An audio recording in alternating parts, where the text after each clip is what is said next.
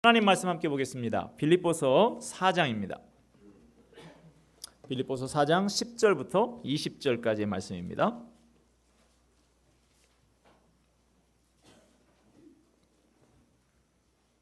빌립보서 4장 10절부터 20절까지. 저와 여러분 한 절씩 교독하도록 하겠습니다. 내가 주 안에서 크게 기뻐함은 너희가 나를 생각하던 것이 이제 다시 싹이 나미니 너희가 또한 이를 위하여 생각은 하였으나 기회가 없었느니라.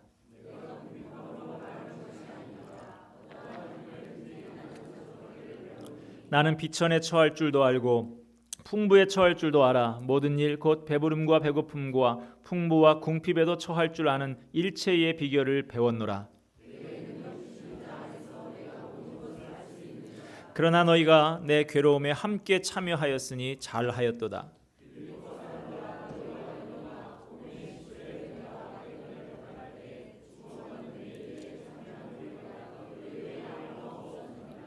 데살로니가에 있을 때에도 너희가 한 번뿐 아니라 두 번이나 나의 쓸 것을 보내었도다.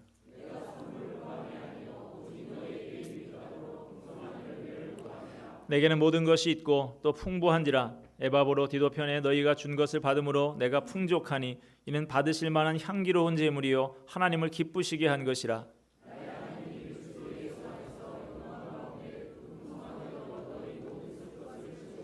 같이 봅니다. 하나님 곧 우리 아버지께 세세 무궁하도록 영광을 돌릴지어다. 아멘. 오늘 우리가 함께 읽은 빌립보서는 선교사 바울이 빌립보 교회, 자기가 개척하고 설립했던 그 빌립보 교회 교인들에게 쓴 편지입니다. 지금 바울은 로마 감옥에 갇혀 있는 상태입니다. 그런 바울을 늘 생각하면서 기도하던 이 빌립보 교회 교인들이 바울의 그 안타까운 사정을 감안해서 후원하는 헌금을 모아서 에바브로 디도라는 사람 편에 이 감옥에 있는 바울에게 보냅니다. 여기에 대해서 바울이 답례로 쓴 편지가 빌립보서예요. 그 중에서 우리가 읽은 부분, 오늘 빌립보서 전체의 맨 마지막에 해당되는 부분이죠. 이 부분은 바울과 그를 후원하고 있었던 빌립보 교회 사이에 건강한 관계를 잘 보여주고 있는 본문입니다. 오늘 본문 빌립보서 4장 10절 부분에 이르면 사도 바울은 빌립보 교인들에게 주는 여러 가지 가르침을 거의 다 끝마치게 됩니다. 그렇지만 편지를 끝마칠 수가 없었어요. 왜냐하면 반드시 해야 할 한 가지가 남아있기 때문이죠. 그게 뭐냐? 감옥에 갇혀 있는 자신에게 빌립보 교회 교인들이 보내준 헌금에 대해서 깊은 감사를 표현하는 것이었습니다. 오늘 본문은 사도 바울의 모습을 통해서 하나님의 일꾼들이 품어야 할 자세가 어떤 것인가 하는 것을 잘 보여주고 있습니다. 구원받은 성도들이 서로 어떻게 돕고 격려하면서 하나님의 일을 함께 해 나갈 것인가 하는 모델도 우리에게 제시하고 있습니다. 오늘 본문 말씀이 우리에게 주시는 첫 번째 교훈은 자족하는 마음을 가지라 하는 것입니다. 본문 13절 말씀, 한국교회 교인들이 가장 좋아하는 구절 중에 하나이면서도 동시에 많이들 오해하고 있는 구절이기도 합니다. 우리 4장 13절 말씀 한 목소리로 한번 읽어보도록 하겠습니다. 시작. 내게 능력 주시는 자 안에서 내게 능력 주신 자 안에서 내가 모든 것을 할 수 있느니라. 야, 이건 하나님께서 능력 주신다, 다 할 수 있다, 이런 의미로 적극적 사고방식 이런 것으로 이 구절을 좋아하시는 분들이 많이 있는데, 여기서 모든 것을 할 수 있다라는 말은 못할 일이 전혀 없는 초능력자가 된다는 말이냐? 그렇지 않습니다. 본문의 문맥을 잘 보고 이 뜻이 뭔가를 우리가 해석해 봐야 되는데요. 여기서 말하는 능력은 자족의 능력을 말하고 있습니다. 11절과 12절 말씀 문맥 살펴보기 위해서 같이 한번 읽어보도록 하겠습니다. 시작. 내가 궁핍함으로 말하는 것이 아니라 어떠한 형편에든지 나는 자족하기를 배웠노니 나는 비천에 처할 줄도 알고 풍부에 처할 줄도 알아. 모든 일 곧 배부름과 배고픔과 풍부와 궁핍에도 처할 줄 아는 일체의 비결을 배웠노라. 바울은 지금 말하기를 나는 배가 고프든지 부르든지 풍부하든지 궁핍하든지 어떠한 형편에든지 늘 자족하다라고 말하고 있어요. 이 자족하다라는 말은 모든 환경과 상황을 초월할 수 있다라는 뜻입니다. 내게 주어진 지위나 환경이나 조건이나 상황과 관계가 없이 늘 감사하고 만족하다는 뜻이에요. 오해하지 말 것은 이 자족이라고 하는 것은 체념하는 것은 아닙니다. 어쩔 수 없으니까 그냥 꾹꾹 참고 사는 것이 아니에요. 본문의 말씀은 그런 의미가 아닙니다. 사도 바울은 자신이 환경에 굴복해서 어쩔 수 없이 체념하고 사는 것이 아니라 환경에 지배되거나 좌우되지 않는다고 말하고 있습니다. 열심히 노력해서 환경을 바꿀 수 있다고 하면 그렇게 합니다. 그러나 그래도 개선이 되지 않을 때 그 환경이나 상황에 지배되지 않는 것입니다. 그까짓 것 때문에 실망하고 낙심하지 않고 그까짓 것 때문에 불행하거나 행복하거나 하지 않는다는 거예요. 상황에 지배되지 않는 이 영적인 자유로움, 이것이 자족함입니다. 어떤 형편에든지 자족하다 그랬는데요, 이것은 가난에 처했을 때는 불편하지만 어쩔 수 없이 견디고 풍부할 때는 그거 실컷 누리면서 산다, 그런 뜻이 아닙니다. 가난할 때도 긍정적이고 적극적인 마음을 유지하면서 살고 부유할 때도 안일함에 빠지지 않고 그 부유함을 바르게 사용한다라는 말입니다. 이 자유함이 그리스도인의 삶의 모습인 것입니다. 사도 바울은 이 편지를 통해서 빌립보 교인들뿐만 아니라 지금 이 자리에 나와 앉아있는 저와 여러분들에게도 촉구하고 있습니다. 여러분은 어떠한 상황에 처한다 할지라도 그 상황에 지배되지 않아야 한다고. 그렇습니다. 우리는 상황에 휘둘리지 않는 사람들이에요. 우리는 자유롭습니다. 우리는 눈앞에 벌어지는 일들 따위에 우리의 행복이 좌우되지 않는 사람들입니다. 우리는 그것들을 딛고 일어설 수가 있습니다. 우리는 비천에 처할 줄도 알고 풍부에 처할 줄도 안다. 바울의 이 말이 우리의 고백이 되어야 하는 것이죠. 여러분, 비천에 처할 때, 아주 어렵고 힘든 상황에 처할 때 하고 풍부에 처할 때 어느 쪽이 더 자족하는 마음을 가지기가 어려울까요? 둘 다 어렵습니다. 가난할 때는 괜찮은 사람이었다가도 갑자기 부자가 되면 어떻게 처신할 줄 몰라서 하는 그런 사람들이 있어요. 소위 졸부라고 하는 사람들이 그런 사람들이죠. 반대로 풍부한 삶을 살다가 갑자기 가난하게 되면 대부분의 사람들은 그걸 잘 감당하지 못하고 아주 힘들어합니다. 우리는 이 위대한 사도가 이렇게 높은 경지의 자족함을 이야기할 때 한편으로는 도전도 받습니다만 다른 한편으로는 이런 경지는 나 같은 사람은 평생 다가가기 힘든 경지구나 하는 마음이 들기도 합니다. 그런데 본문 말씀을 자세히 살펴보면 해결의 실마리가 없지 않습니다. 본문 말씀은 그렇게 할 수 있는 자족의 능력을 비결이라고 말하고 있어요. 비결이라는 말은 아무나 저절로 그런 능력을 갖게 되는 것이 아니라는 말이겠죠. 바울이 어떻게 이런 상태에 이르게 되었는가? 본문 11절과 12절 끝에 보면 같은 말이 반복되고 있는데요, 배웠노라 이런 말을 쓰고 있어요. 배웠다 그럽니다. 날 때부터 타고 나서 워낙 어머니한테 날 때부터 성격이 좋아서 자족하는 마음을 가졌다, 이런 뜻이 아니라는 거예요. 나는 원래 그런 사람이 아닌데 이것을 배웠다마는 저절로 되지 않는다는 말이죠.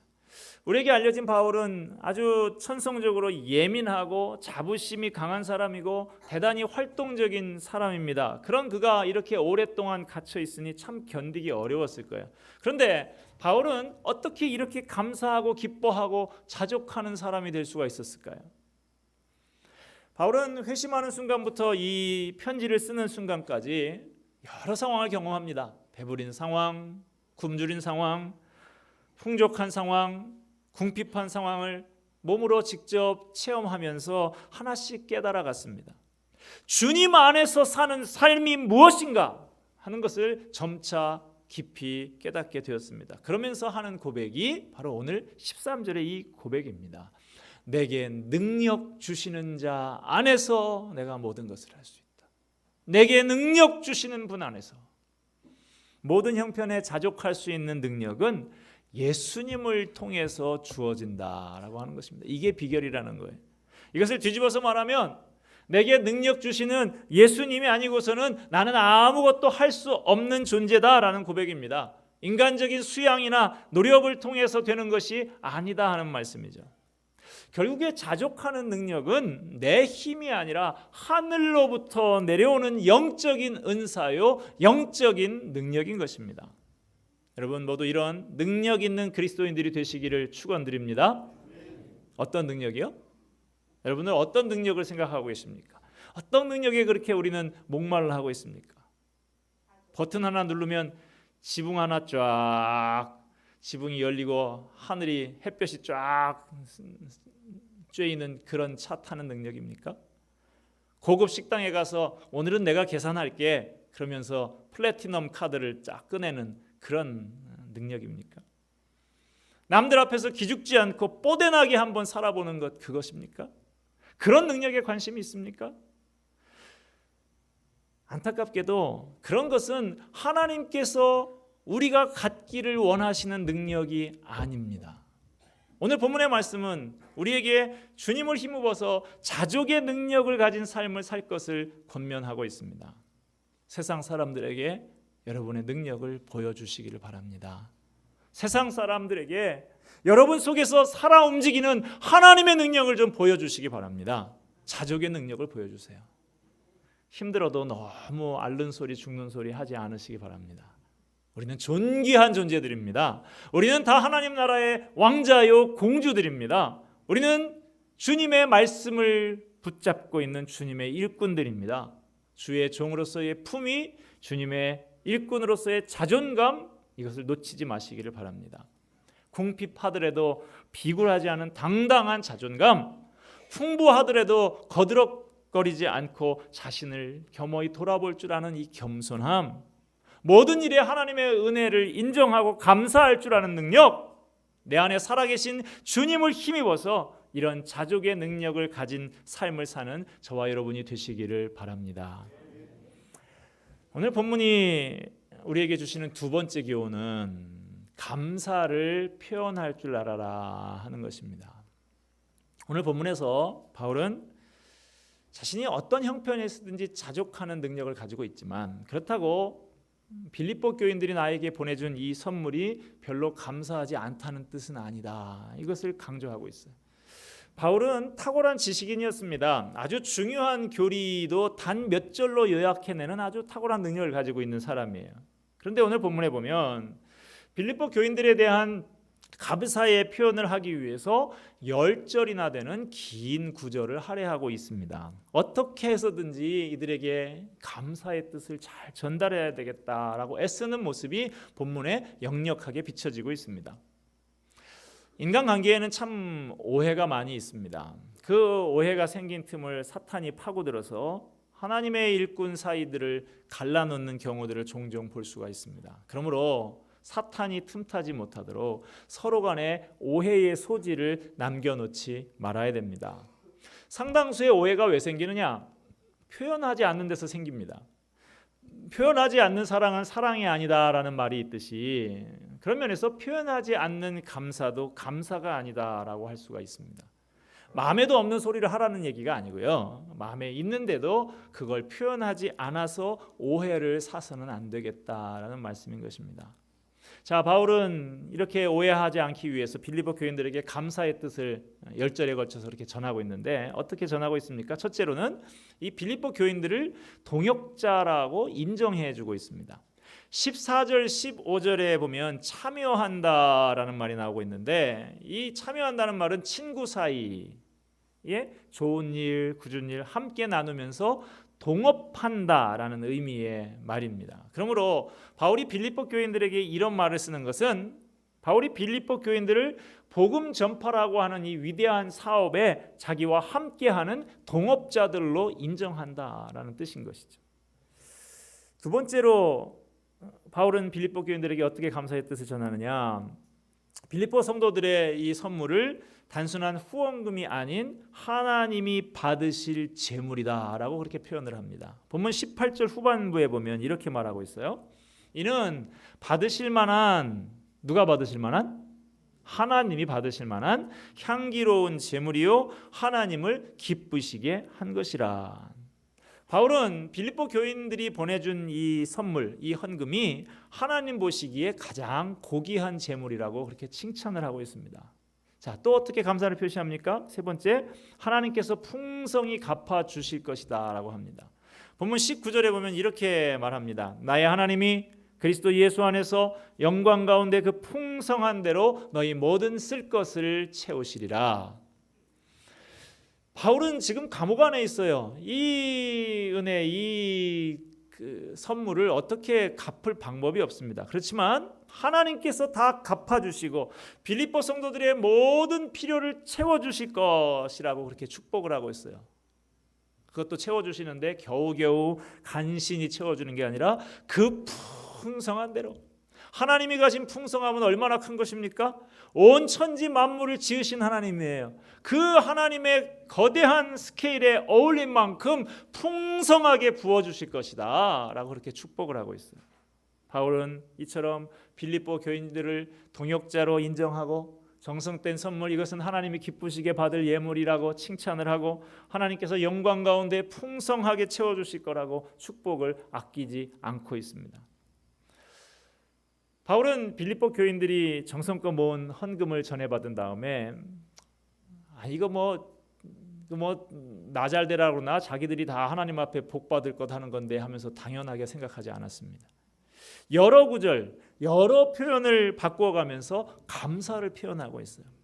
사람들은 누구나 적절한 격려와 인정을 필요로 합니다. 이렇게 적절한 인정과 감사를 표현하는 것이 성도들의 관계를 윤택하게 해줍니다. 이것이 영적으로 건강한 관계를 만들어 가는 것입니다.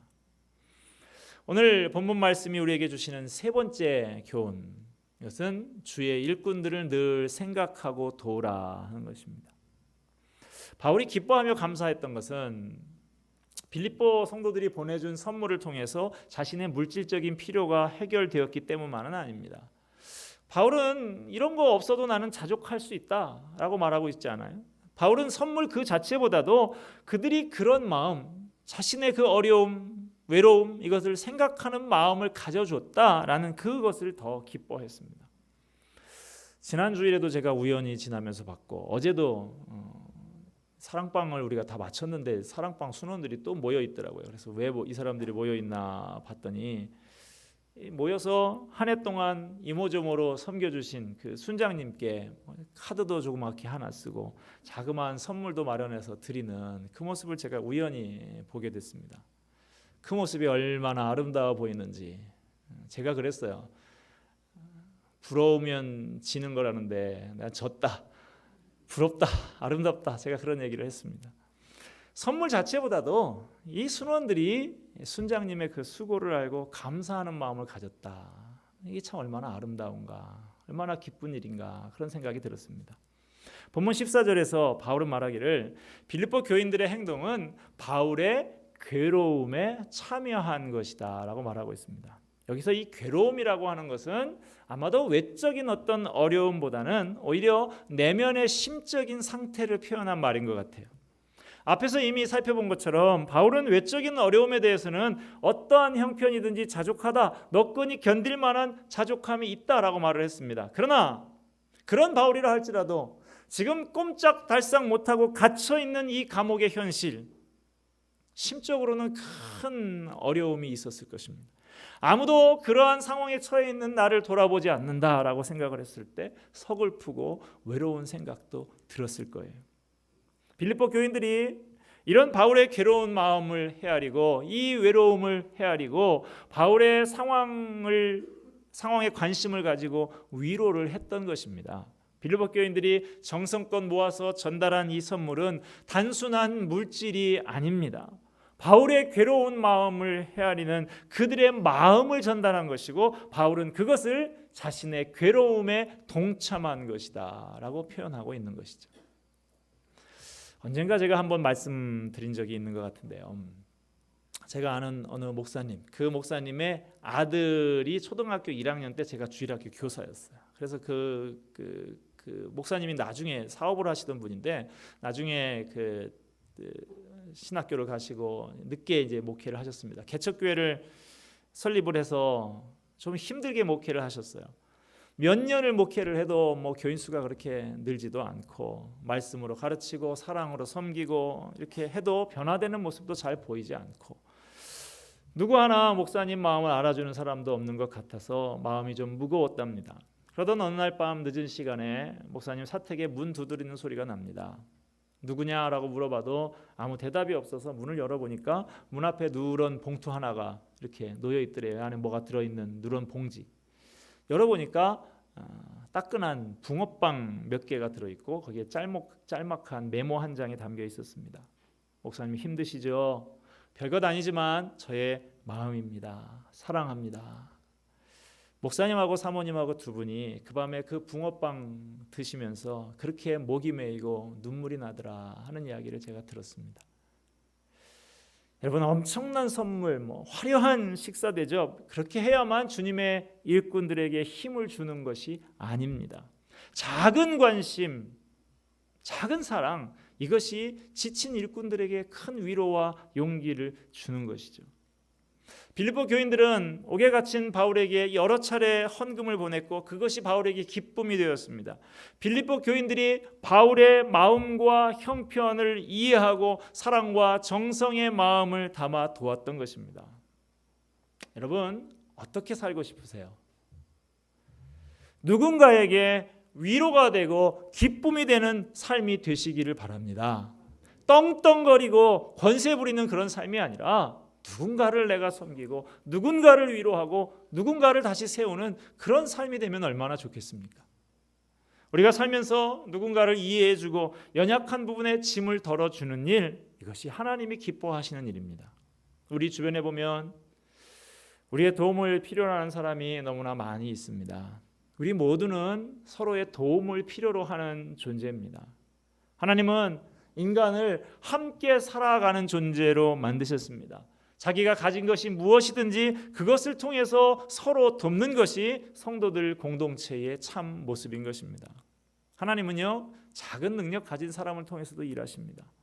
내 생각엔 비록 보잘것없고 능력이 없고 별것 아닌 것 같아도 주님은 그런 사람을 들어서 주님의 일에 사용을 하시는 거예요.